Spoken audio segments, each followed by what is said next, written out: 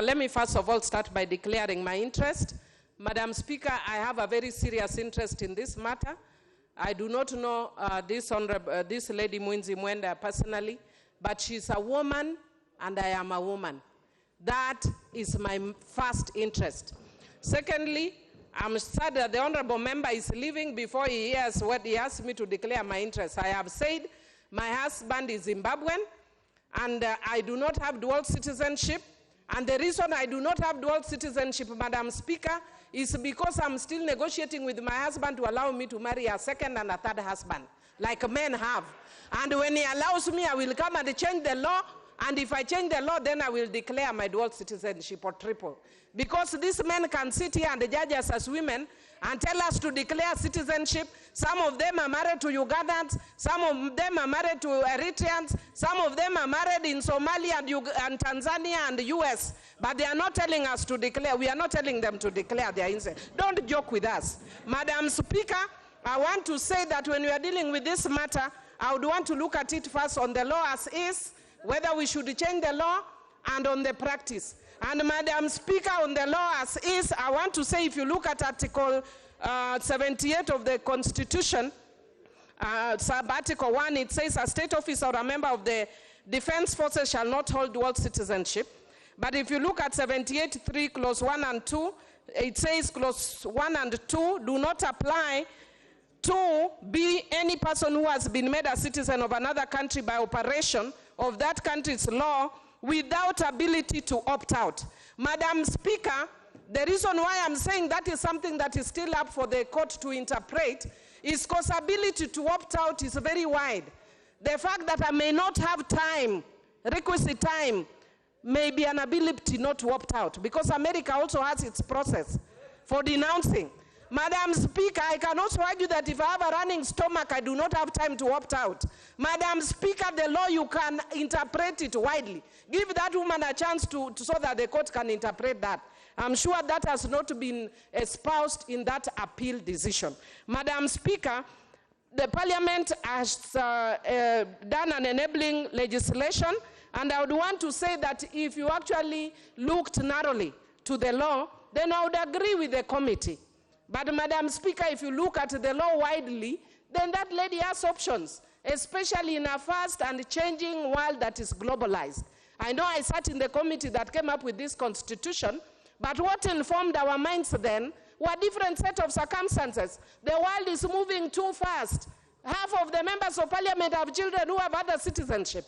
So perhaps it is time to look at the law as it ought to be, not at the law as is. So, Madam Speaker, I may agree with the committee that if you take a purist approach of law, that you can go that way. But me, I'm a naturalist in law. The law was made for man and not man for the law. So we should do the law in a manner that serves Kenyans. Madam Speaker, having said that, I want to agree with Honorable Sabina Chege that the problem is we always follow double standards. I'm not saying that we should disobey or disregard the law. But I don't know why people are so excited that whenever we are talking about integrity and other issues, when it comes to women, we are so fast to throw stones. Even within this list, honorable male members are coming to tell me, we should remove this one, is corrupt. Why are you not saying it loudly here? Because he's a man. But when it is a woman, dual citizenship, suddenly the issue of the Constitution is primary. Leadership and integrity in the Constitution that touches on one of the people who is a nominee, who is a man. We are not bold enough to say. Why? Because you see women as low-hanging fruits. Today, Madam Speaker, I really was on fire with my own members of Parliament who are making it their business. Instead of focusing on their legislative oversight and representation roles, some of them were busy oversighting women's private parts. I have told them they did not come here. They don't have a mandate to oversight women's private parts. They are making my sister, Honorable Passaris, not to come to Parliament because all of them are busy talking about her over things which are not even proven, over allegations which we don't know. We want to say that focus on your representation, legislative and oversight roles, and leave women MPs to do their work.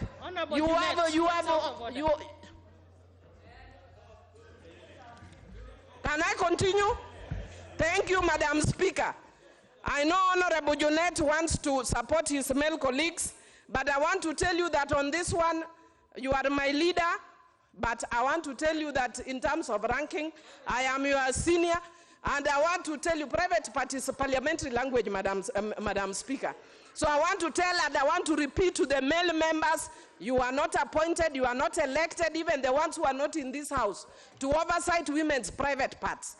And I want to ask the Speaker of the National Assembly that there was a play that was brought in this country called V Monologues. Let it come back to this country so that men can discuss the V Monologues and leave women alone. And you focus on your primary roles as male MPs. Leave women alone. What is out of order, Honorable Junet? Thank you, Madam Chair. Madam Chair, this House, we must respect and debate with decorum, Madam Speaker. Madam Speaker, is it in order for the member to say that male members of Parliament are sometimes oversighting female private parts, Madam Speaker, on the glare of camera inside the House, Madam Speaker? Madam Speaker, that cannot go unchallenged, Madam Speaker. And it must be expunged from the records of the House, Madam Speaker. This is not a village, Madam Speaker, assembly. Honorable Millie, did you say that male members of Parliament are oversighting? I told him, I have said, and he should listen carefully. I said that this morning, I warned male members from oversighting women's private parts. That is a matter of fact, I said it. So you cannot tell me to withdraw what I said. It's a matter of fact that I said it in another forum. And the reason I said it is in relation to double standards. The other time when you saw Honorable Sonko attacked Rachel Shebesh, and we were not able to speak on the floor. Now she's on Esther Passaris, and we want us to keep quiet. And nobody is talking. Some of these men have 10, 20 women. Nobody is talking about them. But when you hear a woman that Esther Passaris has said, I love you, how are you interpreting I love you? There is agape love and other forms of love. And I want to tell you, Madam Speaker, that I love you, but I am not a lesbian. So let them not interpret for us I love you in their own words. Don't joke with us. You are the reasons that women cannot come up and seek leadership. Because they know there are no women brave enough to say the things they are saying here.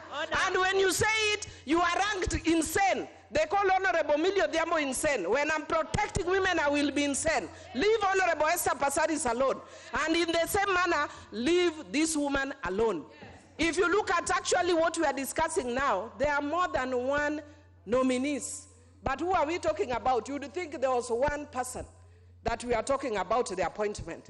Who are the names of the others? I don't know. Because they're all talking about this one woman. Like there are no other people. Let us leave women alone.